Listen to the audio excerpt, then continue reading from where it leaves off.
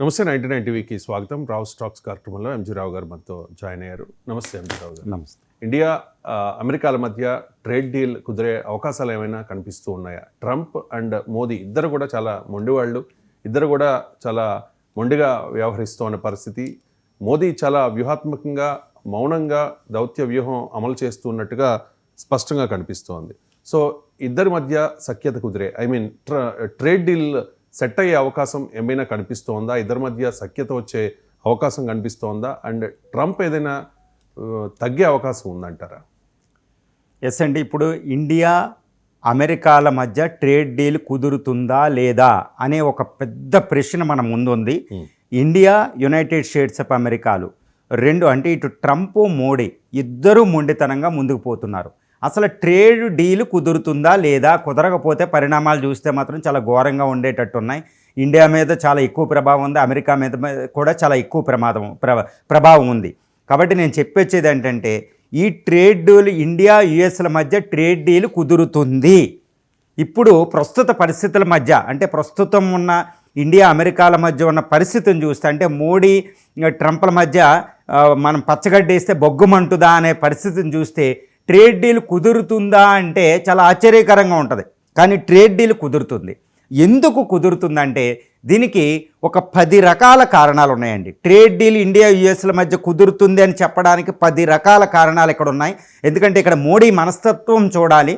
ఎందుకంటే లీడర్షిప్ మనస్తత్వం చాలా ఇంపార్టెంట్.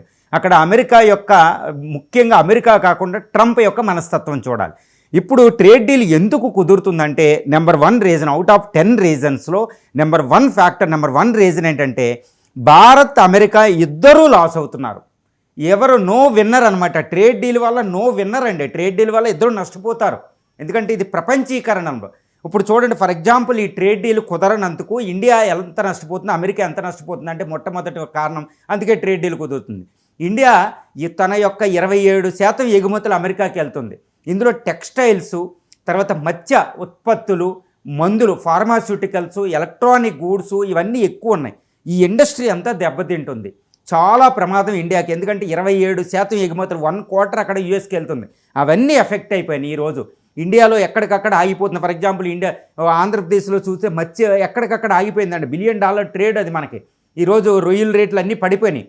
ఫార్మాస్యూటికల్ ఇండస్ట్రీ పడిపోతుంది. ఫాస్టెస్ట్ గ్రోయింగ్ ఇండస్ట్రీ అది ఫార్మాస్యూటికల్, అది పడిపోతుంది. ఎలక్ట్రానిక్స్ గూడ్స్ ఇండస్ట్రీ పడిపోతుంది. ఇది ఇండియా మీద చాలా పెద్ద ప్రభావితం ఉంటుంది. అదేవిధంగా గ్రోత్ రేట్ కూడా 0.2 నుంచి 0.5% గ్రోత్ రేట్ ఎఫెక్ట్ అవుతుంది. ఇన్వెస్ట్మెంట్, టెక్నాలజికల్ ఇన్వెస్ట్మెంట్స్ మన దగ్గరికి రావు.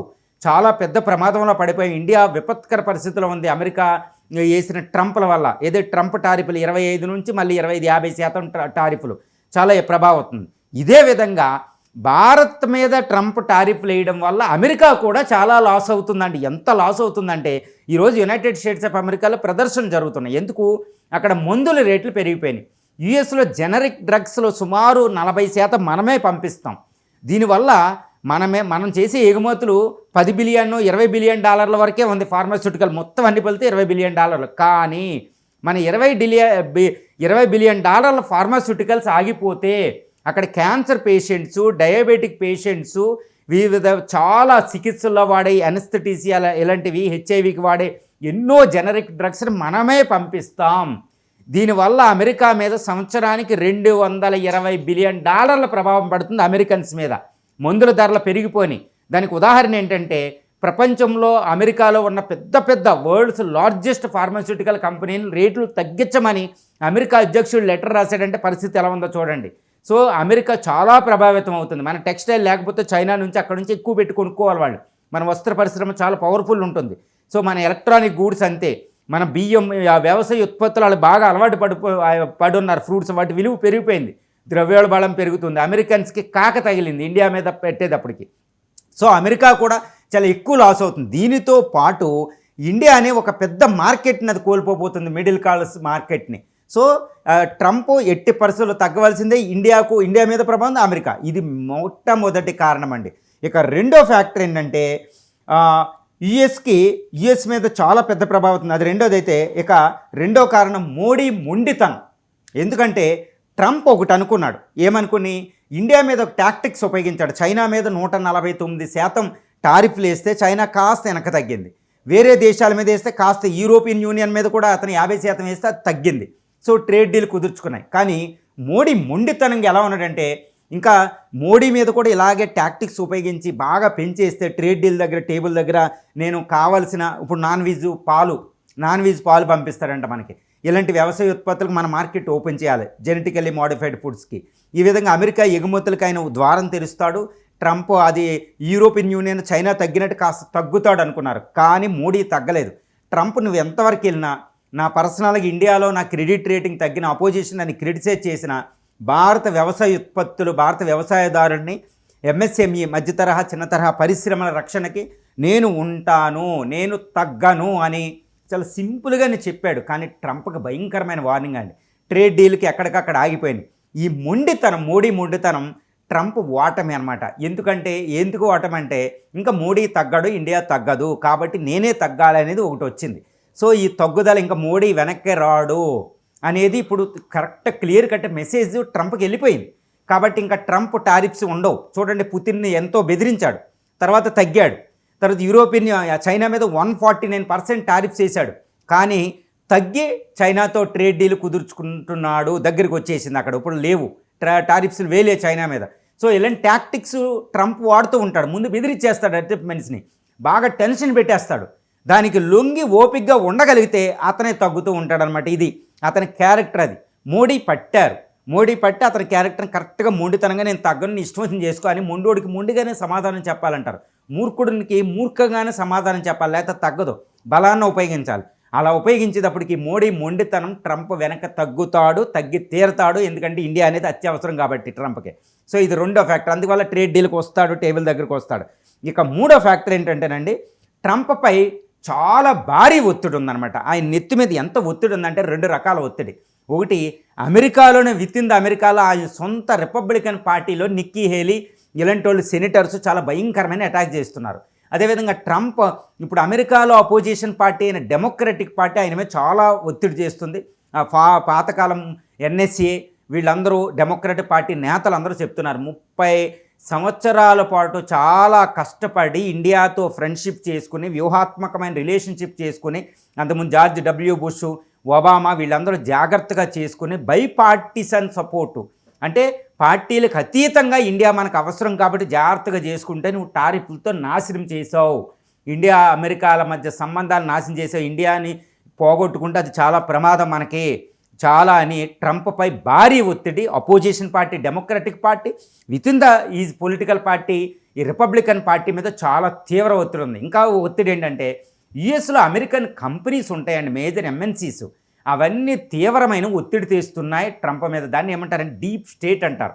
అంటే వెనకాల ఇప్పుడు ఫర్ ఎగ్జాంపుల్ ఇండియాలో మనకు ఒక అపవాదం వస్తాయి, ఈ అదాని టాటాలు వీళ్ళంతా కంట్రోల్ చేస్తారు గవర్నమెంట్ అని, వాళ్ళ ప్రాబల్యం ఎక్కువ ఉంటుంది అనమాట ఇండస్ట్రియలిస్టు. ఇప్పుడు అమెరికాలో చాలా ఎక్కువ పెట్టుబడిదారీ దేశం కాబట్టి అక్కడ ఉన్న కంపెనీలు ఎంఎన్సీస్ అన్నీ ట్రంప్ మీద చాలా తీవ్ర ఒత్తిడి తెస్తున్నాయి. ఎందుకంటే ఇండియా మార్కెట్ చాలా ఇంపార్టెంట్. నెంబర్ 2 ఏంటంటే India electronic goods raw material చాలా important. For example India Boeing ఎందుకు క్యాన్సిల్ చేసిందంటే ఇప్పుడు ఇండియా టారిఫ్లు విధించడం వల్ల బోయింగ్ కాస్ట్ పెరిగిపోతుంది. P-81 పెద్ద ఇది నావెల్లో మిషన్స్ అనేవి. సో దానివల్ల మనం ఆపేసాం ట్రేడ్ డీల్. ఇది ఇండియా అమెరికా కంపెనీస్కి చాలా చాలా నష్టం అనమాట. కాబట్టి ట్రంప్పై తీవ్రమైన ఒత్తిడి అమెరికాలో ఉంది. ఇక రెండో రకం ఒత్తిడి ఒకటి ఉందండి. ట్రంప్ ట్రేడ్ డీల్ ఎందుకు వస్తాడు అంటే ట్రంప్ మీద అమెరికా యొక్క ఫ్రెండ్స్ ఉంటాయి, ముఖ్యంగా యూరోపియన్ యూనియన్ తీవ్రమైన ఒత్తిడి తెస్తుంది అమెరికా మీద. ఇజ్రాయెల్ కూడా ఒత్తిడి తెస్తుంది, ఇండియాను పోగొట్టుకోవద్దు, China alternative, China +1 market India, మనకి చాలా ప్రమాదంలో పడతాం చైనాకి ఇండియా దూరం అవుతే, అమెరికా నువ్వు ఇండియాను వదులుకని ట్రంప్ మీద చాలా తీవ్రమైన ఒత్తిడి ఉంది. దా స్టేట్మెంట్లు మనం చూస్తున్నాం ఇజ్రాయెల్ ప్రైమ్ మినిస్టర్ నుంచి, EU నుంచి, జాగ్రత్తగా ఉండాలి, ఇండియాను కాపాడుకోవాలి, లేకపోతే అటువైపు వెళ్ళిపోతుంది, మనకి చాలా ప్రమాదం అని 100 సంవత్సరాల క్రితం వచ్చిన ఒక కార్టూన్ కూడా ఈ బ్రిటన్ పత్రిక వేసిందంటే మనం చూసుకోవచ్చు. సో ట్రంప్ మీద బయట ఒత్తిడి ఉంది, ఇండియాని పోగొట్టుకోవద్దు, ఇండియాకి లొంగు, ఇండియాతో ట్రేడ్ డీల్ చేసుకోవాలి, ఇండియా చాలా అత్యవసరం అని. ఈ ఒత్తిడిని తట్టుకోవడం ట్రంప్కే అసంభవం, కాబట్టి ట్రేడ్ డీల్కి వస్తాడు అని ఈజీగా చెప్పవచ్చు. ఇక తర్వాత 4th ఫ్యాక్టర్ ఏంటంటేనండి, భారత్ యొక్క అద్భుత దౌత్యం. మోడీందా మొండితనం ఒకటైతే అద్భుత దౌత్యం. ఎందుకంటే ఇండియా ఒకటే చేసుకుంది, ఏంటి యుఎస్ ఒకవేళ ట్రేడ్ వార్ ఎలాగే దీర్ఘకాలం కొనసాగితే లేకపోతే మనకు లేకపోతే యుఎస్ని రిప్లేస్ చేయడానికి వెళ్తుంది. That is what the power of the rising India అంటారన్నమాట. రైజింగ్ ఇండియా, కాన్ఫిడెంట్ ఇండియా ఈరోజు ఒక అద్భుతమైన దౌత్యాన్ని చేస్తుంది. ఎందుకంటే ప్రపంచంలో ఉన్న 195 నుంచి 200 దేశాలతో అద్భుతమైన సంబంధాలు గల దేశం భారతదేశం. ఇది rising star, fastest growing economy, చాలా కాన్ఫిడెంట్గా ఉంది. మిలిటరీలో విజయం ఈ మధ్యనే వచ్చింది. కాబట్టి ఎందుకు తగ్గాలని అమెరికానే రిప్లేస్ చేయడానికి వెళుతుంది. ఇది ట్రంప్కి వార్నింగ్. అరే ఏదో ఇండియా దారికి వస్తా, నేను ఇదన్నా చేస్తే అది ఏకంగా నన్ను పక్కన పెట్టేయడానికి వెళ్తుంది, ఇంకా బాబోయ్ చాలా డేంజర్ అనే టైప్ మోడీకి ట్రంప్కి తీసుకొస్తున్నాం. ఏ విధంగా తీసుకొస్తున్నాం దౌత్యం అంటే ఈయూతో ట్రేడ్ డీల్ అవుతుంది, జపాన్తో ట్రేడ్ డీల్, ఆస్ట్రేలియాతో ట్రేడ్ డీల్, అమెరికా ఫ్రెండ్స్తోనే ట్రేడ్ డీల్ చేసుకుంటున్నాం. సో వెస్ట్రన్ కంట్రీస్తో ఇంకొక రకంగా బ్రిక్స్తో తీసుకొస్తున్నాం. రిక్ అని రష్యా, ఇండియా, చైనా ఒక కూటమి తీసుకొస్తున్నాం. చైనాతో బయలాటరల్గా ఒక అద్భుతమైన సంబంధాలు పెంచుకుంటున్నాం. చైనా దారిలో తెచ్చుకొని చైనాతో ఎక్కువ ట్రేడ్ అయితే అమెరికా అవసరం మనకు ఉండదు. ఈరోజు పత్తి వస్త్రాలను అమెరికా ఆపేస్తే, అమెరికాలో ట్రంప్ల ఈ టారిఫ్స్ వల్ల వెళ్ళలేకపోతే ఈ పత్తి వస్త్రాలంటే సుమారు $25 బిలియన్ ట్రేడ్ జరుగుతూ ఉంటుంది అనమాట ఇండియా యుఎస్ మధ్య. ఈ పత్తి వస్త్రాలను ఆఫ్రికాకి డైవర్ట్ చేస్తాం. ఇండియా ఆఫ్రికా సమ్మిట్ జరుగుతుంది. ఆఫ్రికాలో 53 దేశాల కూటమది. సో దాంతో యుఎస్ని రిప్లేస్ చేసుకున్నాం. ఫార్మాస్యూటికల్ నాము ఇటు జపాన్, యూరోపియన్ యూనియన్, ఈ బ్రిక్స్ దేశాల మార్కెట్ని రిప్లేస్ చేస్తున్నాం. ఇండియా యుఎస్ అవసరం లేకుండా చేస్తున్నాం. రష్యా ఆయిల్ మాత్రం కొనుక్కుంటున్నాం. సో దౌత్యపరంగా ఒక అద్భుతమైన దౌత్యం ఈరోజు ఇండియా చేస్తుంది.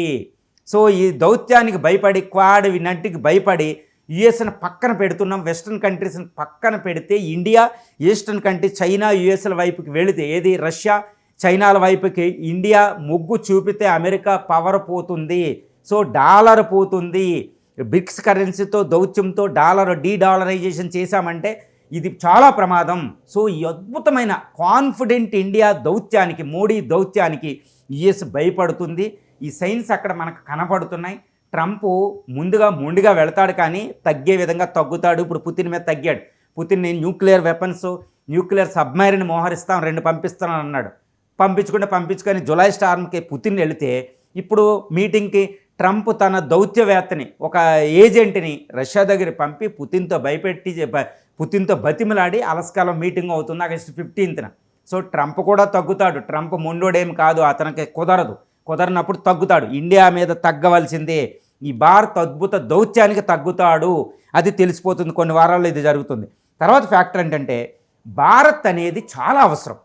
ఇప్పుడు ఇండియా అమెరికాను కాదని సర్వైవ్ అవ్వగలదు, కానీ యుఎస్ ఇండియాను కాదని సర్వైవ్ అవ్వదు అండి. దానికి ఫ్యాక్టర్స్ ఆశ్చర్యకరంగా అనిపిస్తూ ఉంటుంది. ఎందుకు ఫ్యాక్టర్ చెప్తానంటే, ఇప్పుడు ఇండియన్ ఓషన్లో, హిందూ మహాసముద్రంలో భారత్ సహకారం లేకపోతే చైనా వెంటనే ఇండియన్ ఓషన్ నుంచి అమెరికాని గెంటేస్తుంది. That is the Chinese power అండి. ఇప్పుడు పాకిస్తాన్, బంగ్లాదేశ్, ఆఫ్రికాలో చాలా దేశాలతో కూటమితో ఉంది అది.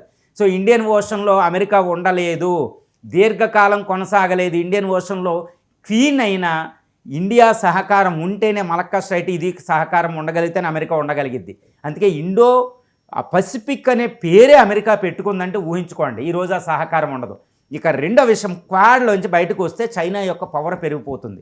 వెంటనే చైనా తైవాన్ మీద అటాక్ చేయొచ్చు, ధైర్యం చేస్తుంది.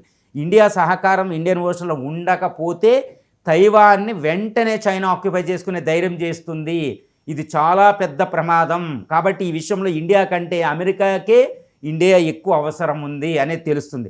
ఇక రెండోది ఏంటంటే, నేను ఇప్పుడు చెప్తూ ఉంటానండి, India is the 1.4 billion population, top most populous country. Middle క్లాస్లో చైనాని అధిగమించబోతుంది. ప్రపంచ కార్మిక జనాభాలో 25% ఇండియాలో ఉండబోతుంది 2030 నాటికి. ఒక మిడిల్ క్లాస్ మార్కెట్ ఇండియన్, అక్కడ ఎంఎన్సీస్కి మందే మార్కెట్, అన్సాచ్యురేటెడ్ మార్కెట్. అమెరికాలో ఇంకా అయిపోయింది. సో ఐఫోన్ అని, టెస్లా అని, ఈ మైక్రోసాఫ్ట్ అని బిగ్గెస్ట్ కంపెనీలు ఇండియాకి రావాలి. బోయింగ్ ఫాస్టెస్ట్ గ్రోయింగ్, ఎక్కువ విమానాలు కొలిగేది భారత్, లేకపోతే ఎయిర్ బస్ యూరోపియన్ యూనియన్ కాడికి వెళ్తాం. సో ఇంత అవసరంలో భారత్ అనేది చాలా అత్యవసరం. భారత్ ఇంత అవసరం కాబట్టే ట్రంప్ భారత్ను వదులుకోలేడు చెప్తున్నారు. అక్కడ USA national security adviser Biden గవర్నమెంట్లో చేసిన ఆయన చెప్తున్నాడు, బిగ్గెస్ట్ వార్నింగ్ ఇచ్చారు. ఎకానమిస్టులు బిగ్గెస్ట్ వార్నింగ్ ఇస్తున్నారు ట్రంప్కి. అలా ఫెడరల్ బ్యాంక్ వాళ్ళు వార్నింగ్ ఇస్తున్నారు, ఇండియాను వదులుకుంటే చాలా పెద్ద ప్రమాదం, ట్రంప్ నువ్వు తప్పు చేస్తున్నావు అనడంలో సత్యాలు చెప్తున్నారన్నమాట. సో ఎకనామికల్లీ, మిలిటరీ పరంగా చూసినా, ప్రపంచ రాజకీయాల్లో చూసినా ఇండియా అవసరమే అమెరికాకి ఎక్కువ, కాబట్టి ఇండియా కోసం ట్రేడ్ డీల్ కుదుర్చుకోవాల్సిందే, లేకపోతే ఇండియా కంప్లీట్గా ఇర్రివర్సిబుల్గా అమెరికాకు దూరం అయిపోతుంది. ఆల్రెడీ అపనమ్మకం పెరిగిపోయింది. కాబట్టి ఈ అపనమ్మకాన్ని తగ్గించాలంటే పీపుల్ టు పీపుల్ కాంటాక్ట్ పెట్టాలంటే భారత్తో ట్రేడ్ డీల్ ట్రంప్ కుదుర్చుకోవాల్సిందే, వెనక్కి తగ్గవలసిందే, తగ్గుతున్నాడని కూడా మనకు తెలుస్తుంది. తర్వాత ఇంపార్టెంట్ ఫ్యాక్టర్ ఏంటంటే చైనీస్ రైజ్. మనం ఇండియా ఎప్పుడైతే యుఎస్ని పక్కన పెట్టిందో చైనాకి తప్పకుండా దగ్గర అవ్వాల్సిన పరిస్థితి వస్తుంది. చైనాకి ఓవర్ కాన్ఫిడెన్స్ వస్తే చైనాని తట్టుకోవడం అమెరికాకి తరం కాదు. కాబట్టి చైనాని అణచాలంటే ఈ ప్రపంచంలో ఈ భూపటం మీద చైనాని ఆపగలిగే శక్తి ఒకే ఒక్క శక్తి భారత్కు ఉంది. ఇది అమెరికాకి తెలుసు. అందుకనే ఇండియా రీసెంట్గా United states of America federal bureau of investigation ఒక సీక్రెట్ రిపోర్టు అధ్యక్షుడికి ఇస్తుందన్నమాట. తర్వాత దాని సెక్యూరిటీ డాక్ట్రిన్ అంటూ రిలీజ్ చేసుకుంది. మనకు దొరుకుతూ ఉంటుంది కూడా నెట్లో, యుఎస్ సెక్యూరిటీ డాక్ట్రిన్ అని. అందులో భారత్ ప్రస్తావన ఉంది. ఏ విధంగా ఉందంటే చైనీస్ రైజింగ్ చైనాని ఆపగలిగే శక్తి ఇండియాకు ఉంది, ఇండియానే మనకు ఆపగలిగిద్ది. కాబట్టి చాలా ఇంపార్టెంటు. మరి ఈ ఫ్యాక్టర్ని ట్రంప్ పక్కన పెట్టగలడా? చైనాని రైజ్ అయ్యేలా చేసుకో, అదే కదా అమెరికా గ్రేట్ అయ్యానంటే చైనాని అణచాలి. సో ట్రంప్ లక్ష్యం అదే. అందుకనే యూరోపియన్ యూనియన్లో రష్యా ఉక్రెయిన్ యుద్ధాన్ని ఆపి యూరోపియన్ యూనియన్ నుంచి ఫోర్సెస్ని ఇటు చైనా వైపుకి దారి మళ్లించుతున్నాడని అదే మెయిన్ ఆయన యొక్క దౌత్య విధానం. మరి ఇదంతా డిస్టర్బ్ అయిపోద్ది. ఇండియా దూరం చేసుకుంటే చైనా రైజ్ అయిపోద్ది, ఇండియా చైనా ఒకటి అయిపోతే. సో అదొక ఫ్యాక్టర్. కాబట్టి ట్రంప్ వెనక తగ్గవలసింది. ఇది తాత్కాలికమే ట్రేడ్ వార్ అనేది. తర్వాత ఇంకో ఫ్యాక్టర్ ఏంటంటే రష్యా ఈరోజు ఇండియా అమెరికాని పక్కన పెడితే రష్యా ఆయిల్ కొంటుంది, రష్యా ఆయుధాలు కొంటాం. రష్యాకు కూడా ఓవర్ కాన్ఫిడెన్స్ వస్తుంది, పుతిన్కి కూడా చాలా కాన్ఫిడెన్స్ వస్తుంది ఇండియా అనేది అక్కడికి వెళ్తే. అందుకే కదా ఇప్పుడు పుతిన్కి చైనాకు అనుమానాలు ఉంటాయి.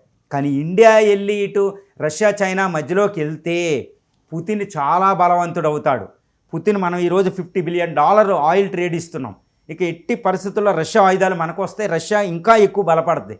ఇది చాలా ప్రమాదం అమెరికాకి. ఎందుకంటే రష్యా బలపడితే యూరోపియన్ యూనియన్లో శాంతి ఉండదు, అమెరికా గ్రేట్ అయ్యేది అసంభవం.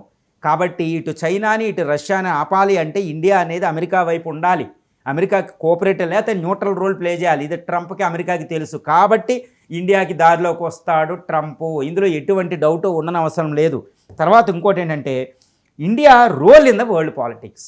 ఎంత పాలిటిక్స్ అంటేనండి, ఇండియా ఈరోజు ఏషియన్ కంట్రీస్తో, యూరోపియన్ యూనియన్తో, ఆఫ్రికన్ యూనియన్తో, లాటిన్ అమెరికాలో మెర్కోసర్ గ్రూప్తో, ఎప్సా లాంటి గ్రూప్స్తో, బ్రిక్స్ దేశాలతో, యునైటెడ్ నేషన్స్ ఆర్గనైజేషన్లో ఇటు ఇజ్రాయెల్ ఇటు ముస్లిం దేశాలతో, ప్రపంచంలో అన్ని దేశాలతో సత్సంబంధాలు కలిగి ఉంది.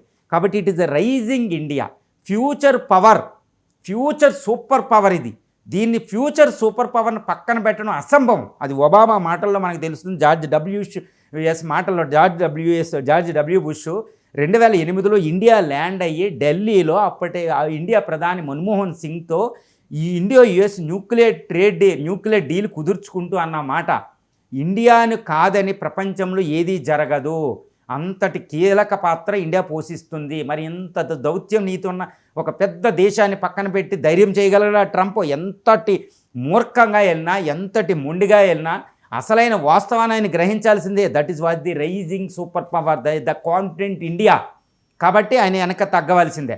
ఇక చాలా ఇంపార్టెంట్ ఫ్యాక్టర్ ఏంటంటేనండి, India is the democratic country. గుర్తుపెట్టుకోవాలి. అమెరికా వాల్యూస్ ఏంటి? 1777లో స్వతంత్రం సంపాదించిన అమెరికా మొదటి ప్రపంచం, రెండవ ప్రపంచ యుద్ధాల్లో అప్పుడు రూజ్వెల్ట్ వాళ్ళు ప్రెసిడెంట్లు ఏమని చెప్పారు? అమెరికా ఒక విలువలకు కట్టుబడి ఉంటుంది, అది ప్రజాస్వామ్యం. ఈ ప్రజాస్వామ్యమే కమ్యూనిస్ట్ యుఎస్ఎస్ఆర్ మీద విజయం సాధించి అమెరికా సూపర్ పవర్ అయింది. ఈరోజు ఇండియా అనేది డెమోక్రటిక్ పవర్, గుర్తుపెట్టుకోవాలి. ఎందుకంటే ఇది వరల్డ్స్ లార్జెస్ట్ డెమోక్రటిక్ కంట్రీ, దీనికి తిరుగులేని శక్తి అనమాట. ప్రపంచంలో ప్రజాస్వామ్యం అంటే అమెరికా గుర్తుకు రాదండి, ఇండియా గుర్తు వస్తుంది. ఇంత వైవిధ్యంలో కూడా ప్రజాస్వామ్యం. అందుకే నెహ్రూ టైంలో PL480 అని ఫుడ్ లేదు అంటే అమెరికా మనం దాని విధానానికి ఫాలో అవ్వకపోయినా, అలీన విధానంతో అవలంబించి ఇండిపెండెంట్ ఫారిన్ పాలసీ వెళ్ళినా అమెరికా మనకు సహకారం చేసేది. తర్వాత ఇండో చైనా వారు జరిగితే అప్పుడు కూడా 1962లో మనం అడగకపోయినా అమెరికా మనకు సహకారం చేసింది, గుర్తుపెట్టుకోవాలి. ఎందుకు? ఇండియా అనేది తూర్పు గోళంలో ప్రజాస్వామ్యం అనే జ్యోతిని ప్రజ్వరిల్లింపజేస్తూ ఆరిపోకుండా కాపాడే ఒక అద్భుత ప్రజాస్వామ్య దేశం. అమెరికా విలువలు కట్టుబడి ఉంటుంది, అమెరికా విలువను మనం పోషిస్తున్నాం. కాబట్టి ప్రపంచంలో డెమోక్రటిక్ చట్టాలకే విలువ ఉండదు ఇండియాకి ఏదైనా అవుతే. కాబట్టి అమెరికా దిగవలసిందే.